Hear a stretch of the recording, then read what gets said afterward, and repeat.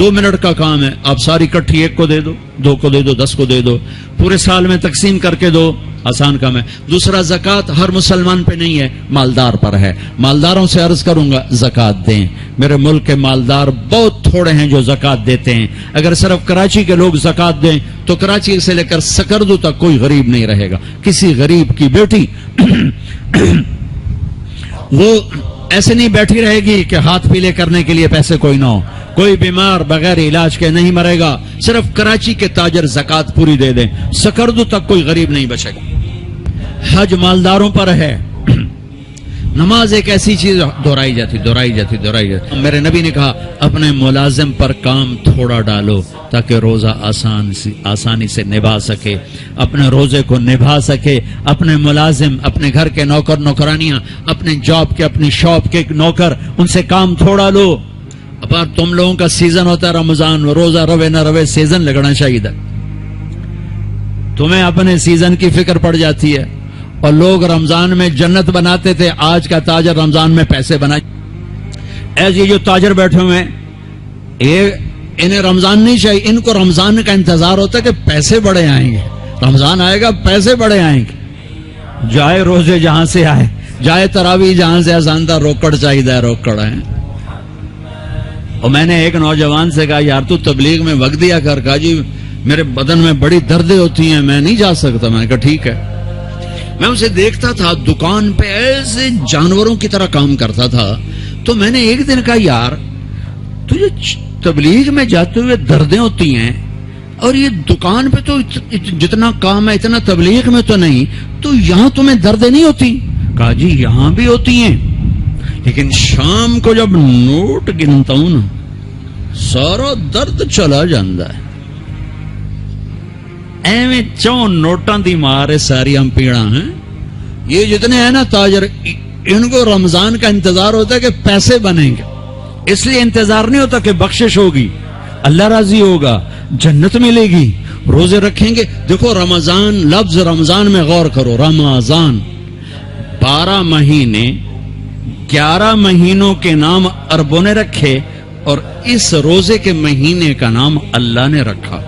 محرم، صفر، ربیع الاول، ربیع الثانی، جمادی الاولی، جمادی الثانی، رجب، شعبان، رمضان، شوال، ذوالقعدہ، ذوالحج۔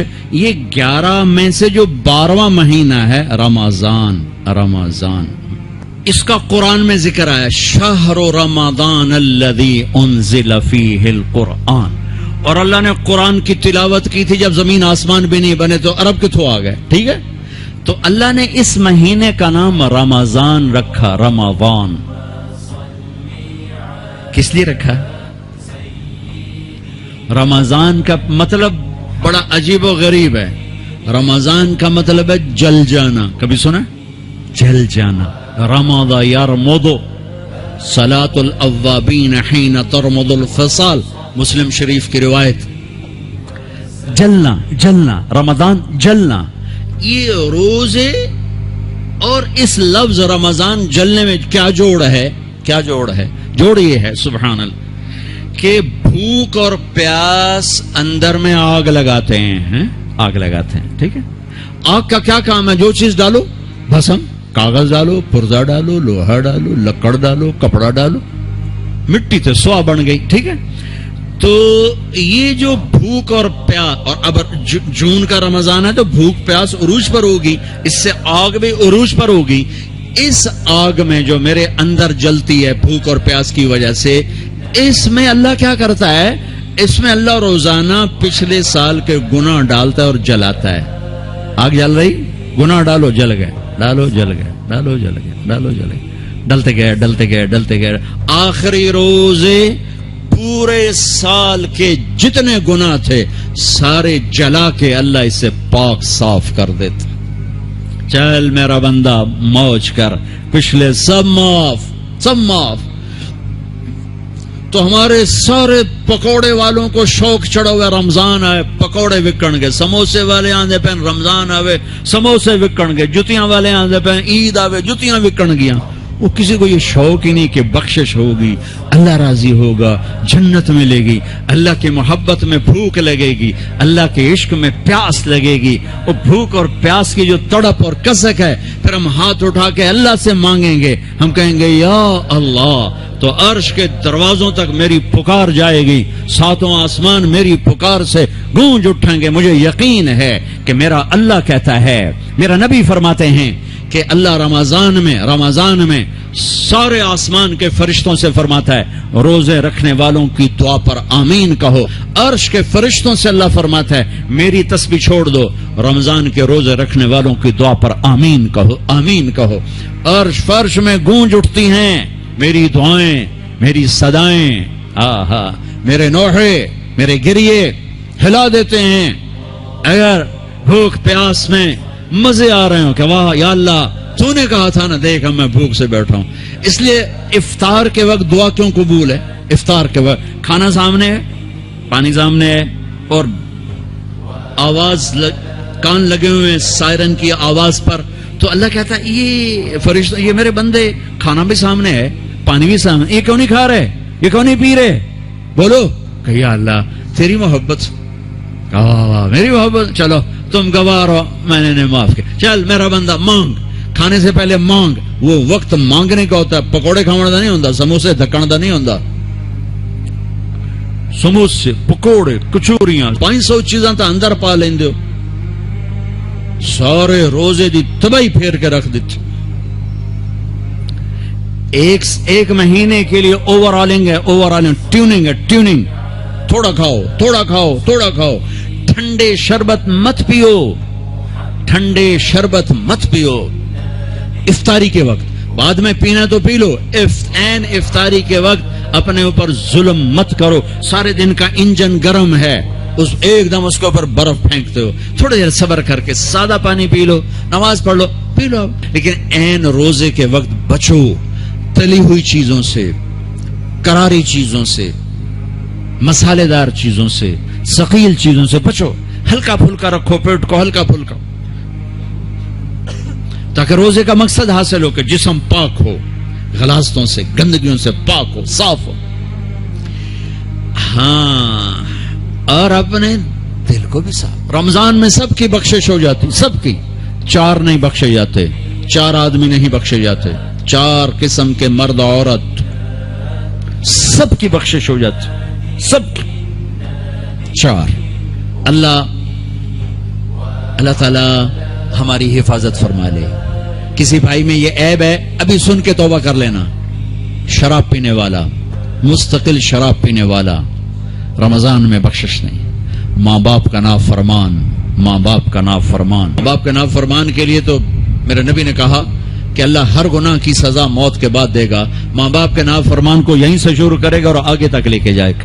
یہاں بھی سزا دے گا اور آگے بھی سزا دے گا. صرف ایک گناہ دنیا میں ایسا ہے، کفر شرک کی سزا بھی موت کے بعد. زنا، شراب، جوے کی سزا، سود کی موت کے بعد ہے. ایک گناہ ماں باپ کی دل آزاری، دل دکھانا، اللہ یہاں سے یہ سزا شروع کرتا ہے اور آخر تک پہ چلاتا ہے اس کو. میرے نبی سے پوچھا گیا یا رسول اللہ قیامت کب آئے گی؟ آپ نے کہا اللہ کو پتا ہے. کہ کوئی نشانی بتائیں؟ کہ جب ماؤں کو ذلیل کیا جائے گا قیامت آ جائے گی. ماں باپ کا نافرمان. تیسرا کون ہے؟ رشتہ داروں سے لڑنے والا.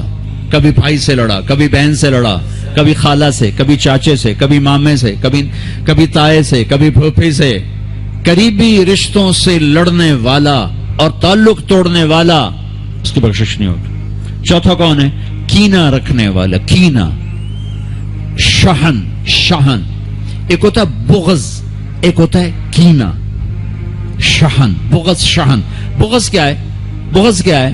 کہ مجھے انصر بھائی سے نفرت ہے، یہ بغض. اور کینہ کیا ہے؟ کہ میں ان کو نقصان پہنچانا چاہتا ہوں، نفرت کے ساتھ ان کی ٹانگیں کھینچنا چاہتا ہوں، اس کو کینہ کہتے ہیں. تو یہ 4 برائیاں معاف نہیں ہیں. ہاں کوئی توبہ کرے تو سب معاف ہو گیا، سب معاف ہو گیا، سب معاف ہو گیا. تو اللہ نے ہمیں رمضان کا مہینہ دیا ہے. جہنم کے دروازے بند ہو جائیں گے، جنت کے دروازے کھل جائیں گے. فرض 70 فرض کے برابر ہو جائے گا، نفل فرضوں کے برابر ہو جائے گا. تراوی کے ہر سجدے پر 1500 نیکی لکھی جائے گی. ہر سجدے پر 1500 نیکی لکھی جائے گی. 20 رکعت 40 سجدے 60,000 روزانہ. یہ بہت بڑا کلام مجھے نظر آیا. یہ یہاں باہر ایک چھوٹا سا پرچہ لگا دیں کہ جو یہاں آ کے تراوی پڑھے گا ہر سجدے پر اس کو 150 روپیہ دے. 150 چھوٹو 15 روپے دیے جائیں گے. ہر سجدے پہ 15 روپے دیا. ایتھے ویکھا جی لڑائیاں کیویں ہوندیاں. اے سارے پوترے دادیاں نو چاہتے لے آون گے, دوترے نانیاں نو چاہتے, نانی ٹر اج تراوی تینوں پڑھاون. دادے نانیاں نو پوچھدا کوئی نہیں, انہاں دی عید ہو جاونی. تسی تے اعلان کر کے لکھ دیو بے جڑا ایتھے آوے گا نا انہوں اسی فی سجدہ 15 روپے دیواں گے. ایتھے پھر سوٹے ویکھے جے کیویں چل دے.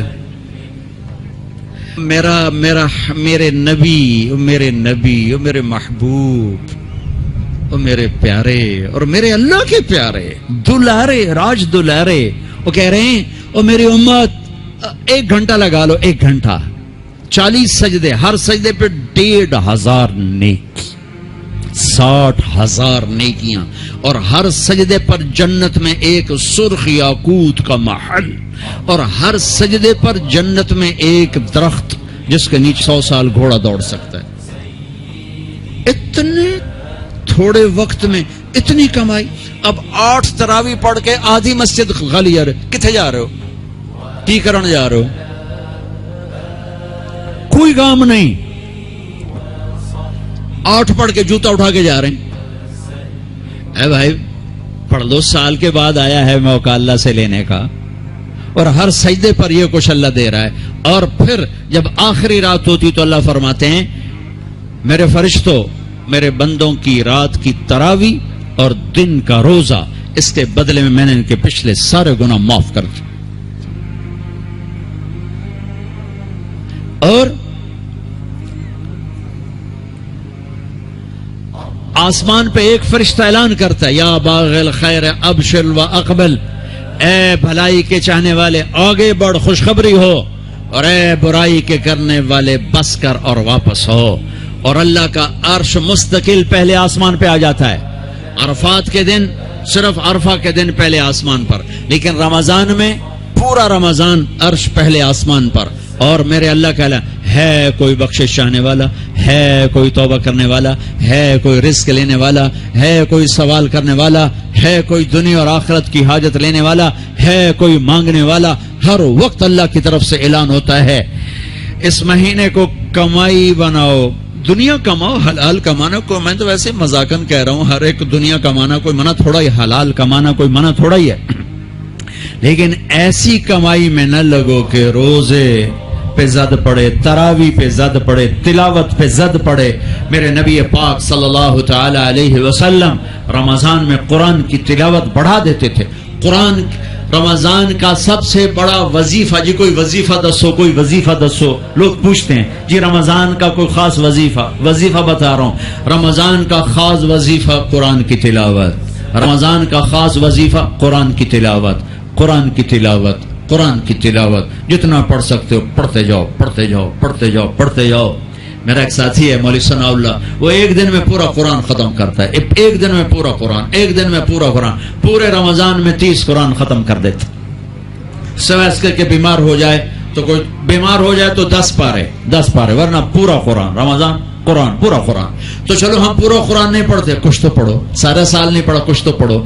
رمضان کا وظیفہ قرآن کی تلاوت, رمضان کی تسبیح قرآن کی تلاوت, رمضان کی خدمت, روزے افطار کرواؤ, سحری کھلاؤ, افطاری کراؤ, غریبوں کو مدد کرو, زکوٰۃ دو, اپنے مزدوروں سے کام تھوڑا لو, گھر کے نوکروں سے کام تھوڑا لو.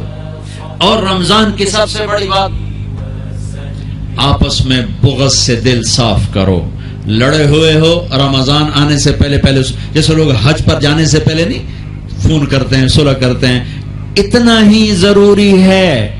رمضان سے پہلے میں دل صاف کر لوں, میں معاف کر دوں, میں معافی مانگ لوں. زیادتی کی ہے تو معافی مانگ لوں, کوئی معافی مانگنے آیا تو معاف کر دوں. میرا دل صاف ہو, کسی سے بغض نہ ہو, کسی سے کینہ نہ ہو, کسی کا حسد نہ ہو, کسی سے رنجش نہ ہو. دل صاف کرو. صاف دل اللہ کا عرش بن جاتا ہے. اللہ کا عرش بن جاتا ہے، اللہ کا عرش بن جاتا ہے۔ ایک دوسرے کو معاف کرو، جس سے لڑے ہوئے معاف کر دو، زیادتی کرنے والے کو معاف کر دو۔ میرے نبی کا فرمان ہے تصل من قطعک وتعطی من حرمک وتعفو عن من ظلمک، جو توڑے اس سے جوڑو، جو نہ دے اسے دو، جو زیادتی کرے اسے معاف کرو۔ یا رسول اللہ یہ تو بڑا مشکل کام ہے، میں ایسے ہی ایک سوال اٹھا رہا ہوں، یا رسول اللہ یہ تو بڑا مشکل کام ہے، تو میرے نبی فرما رہے ہیں تو میری ضمانت ہے، میں گارنٹر، میں ضامن، تم اپنے اخلاق اچھے کرو، میں تمہیں جنت الفردوس میں گھر لے کر دوں۔ اسلامی معاشرہ نمازوں سے نہیں بنتا، روزے سے نہیں بنتا، تسبیح سے نہیں بنتا، اسلامی معاشرہ اچھے اخلاق سے بنتا ہے، اچھے اخلاق سے بنتا ہے، اچھے اخلاق سے بنتا ہے۔ ان بیویوں سے کہتا ہوں اپنے خامند کو سب سے زیادہ عزت اہمیت دو۔ شادی کے بعد ماں باپ کا حق پیچھے، بہن بھائیوں کا حق پیچھے، حتیٰ کہ اولاد کا حق بھی پیچھے ہے، اور خامند کا حق پہلے ہے۔ بہت سی عورتیں اپنی نادانی کی وجہ سے ماں باپ کے پیچھے لگ کر اپنے خامند کو چھوڑ دیتی ہیں، خامند کو ذلیل کر دیتی ہیں، اپنے بچے کے پیچھے لگ کے اپنے بچوں کی وجہ سے اپنے خامند کو بے عزت کرتی ہیں۔ بہت سے باپ اپنے بچوں کی وجہ سے بیوی کو بے عزت کرتے ہیں، یا اپنے ماں باپ کی وجہ سے بیوی کو بے عزت کرتے ہیں۔ یہ سب بے اعتدالیاں میرے معاشرے میں ہیں۔ اللہ کا واسطہ دیتا ہوں ایک دوسرے کو عزت دو، رشتوں کو عزت دو۔ ہر ایک کا اپنا مقام ہے، ہر ایک کو اپنے مقام پر رکھو۔ ماں باپ کی وجہ سے بیوی کو بے عزت نہ کرو، بیوی کی وجہ سے ماں باپ کو بے عزت نہ کرو، بیوی اپنے ماں باپ کی وجہ سے خامند کو بے عزت نہ کرے۔ یہ وہ رشتہ ہے جس میں اولاد بھی نہیں داخل ہو سکتی، اولاد کو بھی پیچھے کیا گیا ہے خامند اور بیوی کے رشتے میں۔ اور یہ وہ رشتہ ہے جس سے میرے اللہ نے اپنی نشانیوں میں سے ایک نشانی بتایا ہے، ایک نشانی من آیاتہ ان خلقکم من تراب۔ میں ٹپس پڑھتا ہوں آیات کے، ساری آیت نے میری بہت بڑی نشانی تو میں مٹی سے بنایا۔ واقعی نشانی ہے نا بھائی، ارے بولو۔ من آیاتہ خلق السماوات والارض، میں نے ایک آیت چھوڑ دی، بعد میں پڑھوں گا۔ میری بہت بڑی نشانی زمین آسمان کا بننا، واقعی بہت بڑی نشانی۔ من آیاتہ منامکم باللیل والنہار، میری بہت بڑی نشانی تمہارا سو جانا اٹھنا، واقعی بہت بڑی نشانی۔ من آیاتہ یریکم البرق خوفا وطمعا، میری بہت بڑی نشانی بادل، بجلی، گرج، بارش، واقعی۔ من آیاتہ ان تقوم السماء والارض بامرہ، میری بہت بڑی نشانی زمین آسمان کھڑے ہوئے ہیں۔ من آیاتہ ان یرسل الریاح مبشرات، میری بہت بڑی نشانی کہ گرم ہوائیں ایک دم ٹھنڈی ہو کر بادل لے کر آتی ہیں۔ اب میں وہ آیت پڑھتا ہوں جو میں نے چھوڑ دی تھی، اور جو شاید آپ نے اس اینگل سے کبھی سوچا نہ ہو کہ اللہ کس چیز کو اپنی نشانی کہہ رہا ہے اور کتنی بڑی بڑی نشانیوں میں اس کو لا رہا ہے۔ میری بہت بڑی نشانی مٹی سے بنایا، میری بہت بڑی نشانی زمین آسمان بنایا، میری بہت بڑی نشانی جاگنے سونے کا سلسلہ بنایا، میری بہت بڑی نشانی بارش، بجلی، گرج، چمک، میری بہت بڑی نشانی زمین آسمان کا تھمے رہنا، میری بہت بڑی نشانی ہواؤں کا بادل لانا۔ اب سنو، من آیاتہ ان خلق لکم من انفسکم ازواجا لتسکنوا الیہا وجعل بینکم مودۃ ورحمہ ان فی ذلک لآیات لقوم یتفکرون۔ اللہ اکبر، صرف یہاں یتفکرون کا لفظ اللہ لے کر آئیں کہ غور کرو گے تو پتہ چلے گا نشانی کیا۔ میرا اللہ کہہ رہا ہے کہ میری بہت بڑی نشانی ہے کہ میں نے خامند اور بیوی کا رشتہ بنایا۔ کبھی یہ اس طرف دھیان گیا ہے کہ یہ جو ہم خامند بیوی بیٹھے ہیں یہ اللہ کی بہت بڑی نشانی، کبھی خیال ہے؟ اللہ اکبر، اللہ نے ماں باپ کا رشتہ بنایا، اسے نشانی نہیں کہا۔ اللہ تعالیٰ نے اولاد کا رشتہ بنایا، اسے نشانی نہیں کہا۔ اللہ نے دادے پوتے بھی جتلائے، اسے نشانی نہیں کہا۔ اللہ نے پھوپھی خالہ بھی بتائیں، دادیاں نانیاں بھی بتائیں، اسے اللہ تعالیٰ نے نشانی نہیں فرمایا۔ نشانی کسے فرمایا؟ خامند اور بیوی، یہ میں نے رشتہ بنایا، یہ میری کتنی بڑی نشانی ہے۔ اس ایک رشتے کو باقی رکھنے کے لیے سینکڑوں آیات ہیں، سینکڑوں آیات۔ اور طلاق سے نفرت کا اظہار، میرے نبی نے کہا علی طلاق سے بچنا، جب طلاق دی جاتی اللہ کا عرش کانپ اٹھتا ہے، ناجائز طلاق بے جا ضرورت کی وجہ سے طلاق لی بھی جا سکتی ہے، دی بھی جا سکتی. یہ میں ایک اضافہ کروں گا. بہت سی بچیاں نہیں گزارا ہو رہا، خاوند بدتمیز ہے یا سسرال ظالم ہے، وہ کہتی ماں سے میرا گزارا نہیں ہو رہا، میری جان چھڑا دو. نہیں بیٹی، گزارا کرنا ہوگا، صبر کرنا ہوگا، گزارا کرنا ہوگا، یہیں رہنا ہوگا. یہ ماں باپ کا ظلم ہے، یہ ماں باپ کا اپنی اولاد پر ظلم ہے. تو زمیندارہ ماحول ہے پنجاب کا. میں نے اپنے خاندان کی بتاتا ہوں، بچیوں پہ ظلم ہوتے دیکھے، پھر ان کی فریادیں بھی سنی، پھر ان کے ماں باپ کا ظلم دیکھا. اتنا ہی رہنا ہے، اتنا ہی گزارا کرنا ہے، بس اساں ایک باری تیرا کر دیتا ہے، ہوں اساں کوئی نہیں کرنا، پیچھا مڑ کے نہ پیاویں، جی میں کرنا ہی کر، ساڈا کوئی ذمہ نہیں. ماں باپ کہتے ہیں، ماں باپ کہتے ہیں. اور وہ ماہی بے آب مچھلی پانی کے بغیر تڑپتی ہے، اس طرح اس کا دن اور رات ہے. زندہ کی کھال کھچ رہی ہے، اس طرح اس کا دن اور رات ہے. اور ماں باپ کا جبر، گزارا کرنا ہے، گزارا کرنا ہے. تین بعد کون تیرا رشتہ کتوں آئے گا، تیری شادی کتوں کریں گے؟ ابھی تو اس کو ذبح ہونے سے بچا لو. کل تو اللہ نے ہمیں اس کا مکلف ہی نہیں کیا کہ کل کیا ہوگا، کل کو آنے تو دو. پتہ نہیں کل کا دن ہے بھی نہیں کہ ہمارے مقدر میں یا نہیں. ہم کل کے لیے اپنی بچیوں کو ذبح کر دیتے. میں نے ان کو تڑپتے دیکھا. میں صرف اپنی فیملی کی بات بتا، اوروں کی فیملیوں کی بات بتا، جہاں جہاں تعلقات.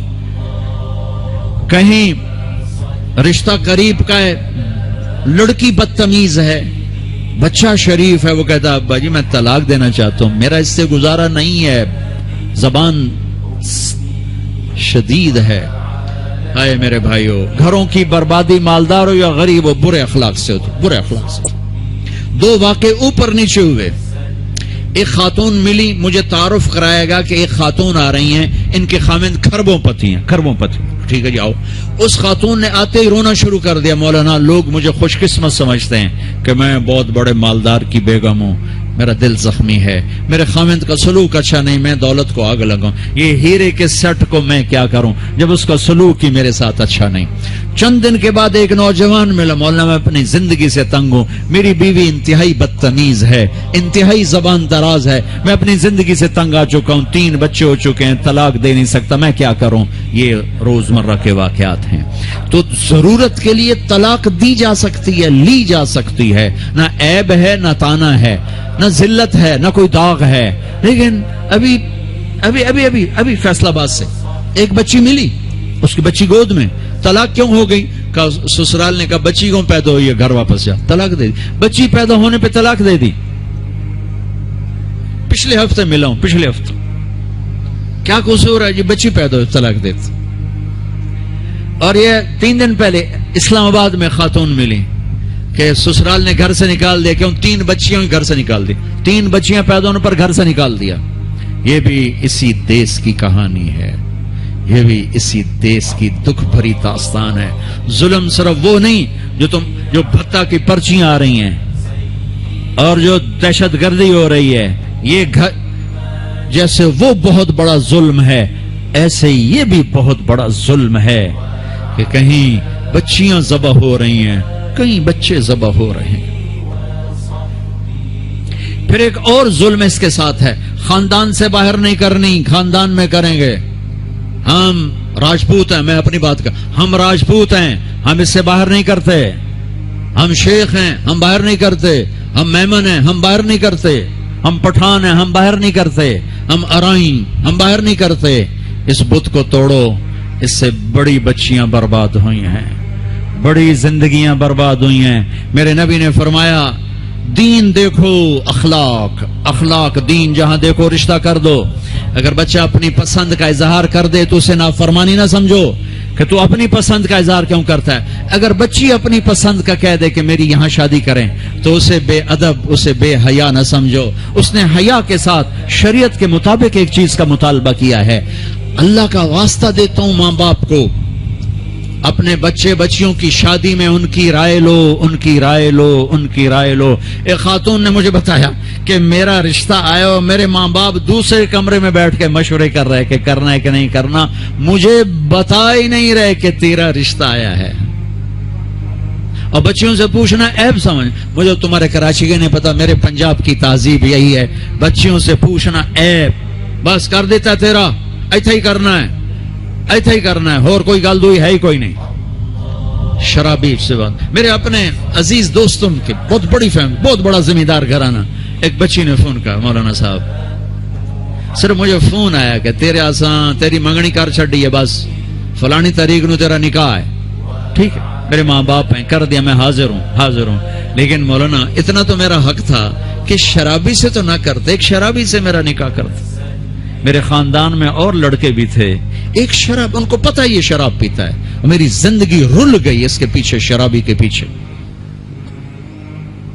ماں باپ کا ہاتھ جوڑتا ہوں, نکاح بچے بچی کا حق ہے, ان کی رائے کا احترام دو, مسلط مت کرو, یہیں کریں گے اور کہیں نہیں کریں گے. اولاد کو نافرمان کر دیا, زنا کے راستوں پر چلا دیا. بچوں سے کہتا ہوں, ہاتھ جوڑتا ہوں, اللہ کا واسطہ کورٹ میرج نہ کرو, لو میرج نہ کرو, ماں باپ کی دعا لو, ماں باپ کی دعا لو, ماں باپ کی دعا لو. یہ کورٹ میرج, لو میرج تمہیں تباہ کر دے گی, ہلاک کر دے گی. یہ محبت کا نشہ چند دنوں میں اتر جاتا ہے. عاشق معشوق اور ہوتے ہیں, خاوند بیوی اور ہوتے ہیں, حقائق اور ہوتے ہیں, تصور تخیل اور ہوتے ہیں.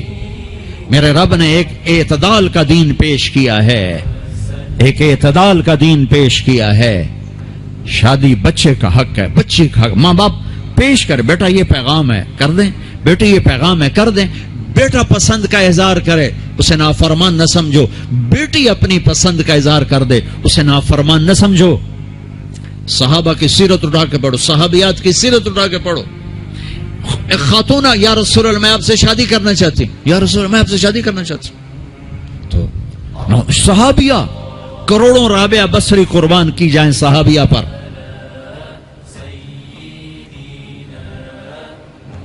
ہاں, میرے نبی نے خاندان کا بت توڑا, اپنی قوم میں شادی کی. حضرت عائشہ قریش, حضرت حفصہ قریش, حضرت سودا قریش, ام حبیبہ قریش. ام حبیبہ دشمن خاندان سے, بنو امیہ, ابو سفیان کی بیٹی, ابو سفیان دشمن, اس کے گھر شادی کی. اس بت کو توڑا ہے. پھر قریش سے باہر نکلے عرب, میمونہ رضی اللہ عنہ, ہلالیہ, جویریہ رضی اللہ عنہ, بنو مستلق, زینب بنت جہش قریش, زینب بنت خزیمہ قریش, ام سلمہ قریش. باہر نکلے, زینب میمونہ ہلالیہ قریش سے باہر, جویریہ بنو مستلق قریش سے باہر. پھر ایک قدم آگے عربوں کے باہر شادی کی, یہودیوں میں. حضرت صفیہ, یہود, بنو قریظہ. آپ جانتے تھے کہ میری امت یہ بت کھڑے کرے گی, یہ بت کھڑے کرے گی. بچیاں بوڑھی ہو جائیں گی, کہیں گی بس راجپوت ملے گا تو کریں گے, نہیں تو نہیں. میمن ملے گا تو کریں گے, نہیں تو نہیں. شیخ ملے گا تو کریں گے, نہیں تو نہیں. یہ پتہ نہیں کتھوں آ گئے جٹ بٹ نٹ, کتھوں کٹھے ہو گئے. قومیں تو پہچان کے لیے ہیں, نہ کہ ان دیواروں کو کھڑا کرنے کے لیے. پھر اپنی بچیوں کو سنو, میرے نبی نے حضرت زینب کا رشتہ کیا, ابو العاص, بنو امیہ, دشمن خاندان. حضرت رقیہ, حضرت عثمان, بنو امیہ, حضرت ام کلثوم, حضرت عثمان, بنو امیہ. مخالف دھڑے میں حضرت عثمان اپنا دھڑا چھوڑ کے آ گئے, لیکن پیچھے نسبت تو بنو امیہ ہے. ایک بچی فاطمہ اپنے گھر میں دی علی کو, اور وہ بھی کیسے دی؟ ایک حدیث سناؤں, میرے نبی نے فرمایا, ما تزوجت وما زوجت الا بوحی من السماء نزل به جبریل. میں نے جہاں شادی کی, میں نے جہاں بیٹی دی, پہلے آسمان سے جبریل آیا, حکم سنایا, پھر میں نے قدم اٹھایا. ٹھیک ہو گیا, ٹھیک ہے. آپ حضرت علی رشتہ لے کر آئے, رشتے کا پیغام لے کر آئے, اور آ کر چپ کر کے بیٹھ گئے. آپ نے فرمایا, آپ کو تو پتا تھا علی کیوں آئے بیٹھے. آپ نے کہا علی کیسے آئے؟ چپ, شرم کی وجہ سے. 21 سال عمر تھی حضرت فاطمہ کی 15.5 سال. پھر آپ نے خود کہا علی فاطمہ کے رشتے کے لیے آئے ہو؟ جی. تو آپ نے کہا انشاءاللہ انشاءاللہ، اور یہ کہہ کر اٹھ گئے. تو حضرت علی بڑے پریشان سے اٹھے اور باہر آ گئے. باہر صحابہ انتظار کر رہے تھے کہ کیا بنتا ہے. صحابہ نے پوچھا کیا ہوا؟ کا انکار. کہیں انکار؟ وہ کیسے؟ کہ کچھ بھی نہیں بولے. تو عبد الرحمن بن عوف کہنے گے کچھ تو بولے ہوں گے. کہا انشاءاللہ کہا تھا. کہا تو ہو گیا. کہا وہ کیسے؟ کہا نبی کا انشاءاللہ ہاں ہوتا ہے. اچھا اب یہ انشاءاللہ کیوں کہا؟ یہ کیوں نہیں کہا کہ ہاں ہو گیا؟ آسمان سے وحی آ چکی ہے، جبریل آ چکا ہے کہ فاطمہ علی کے لیے ہے، یہ جوڑا طے ہو چکا ہے. پھر ہاں کیوں نہیں کی؟ ارے آپ کو سمجھانے بتانے کے لیے. سنو میں کیا فریاد کر رہا ہوں. صرف عبادات کا نام اسلام نہیں ہے، یہ سب اسلام بیان کر رہا ہوں.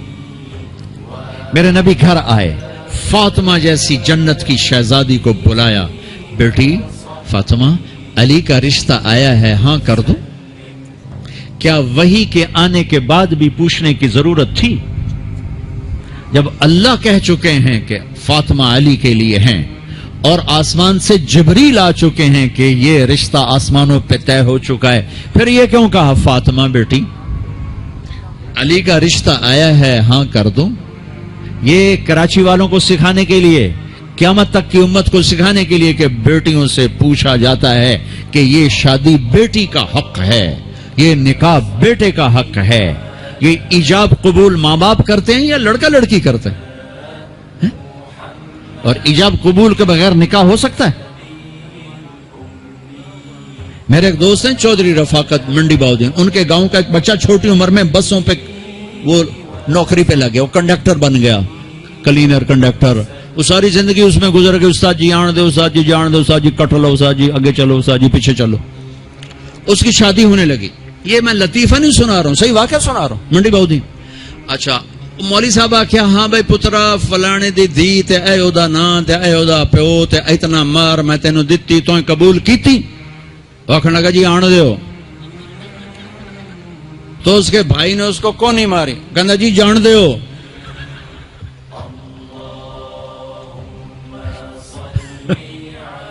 وہ سمجھا چاہتے بھی آن دیو تو جان دیو، کٹ لو تو کر لو. ایجاب قبول کتنے ضروری لفظ ہیں کہ جب تک لڑکی لڑکا یہ نہیں کہیں گے نکاح نہیں ہوگا. یہ ماں باپ کا حق ہے، یہ بچوں کا حق ہے. تو آج ماں باپ کیوں ظلم کرتے ہیں کہ زبردستی اپنی مرضی کی شادی مسلط کرتے ہیں. اللہ کرے ہماری اولاد ہماری مرضی پہ شادی کرے. بچوں سے کہتا ہوں ماں باپ کی مرضی کی شادی کرو، ماں باپ کی مرضی کی شادی کرو، ماں باپ کی مرضی کی شادی کرو. میں تمہیں بغاوت کی راہیں نہیں دکھا رہا، لیکن جو ماں باپ جبر کر رہے ہیں میں اس کے سامنے ہاتھ جوڑ رہا ہوں، اس کے سامنے ہاتھ جوڑ رہا ہوں کہ واقعات سن سن کے دیکھ دیکھ کے میرا کلیجہ پکا ہوا ہے. میں اس لیے بول رہا ہوں یہ وہ مضامین ہیں جو نئی ممبر سے بیان کیے جاتے.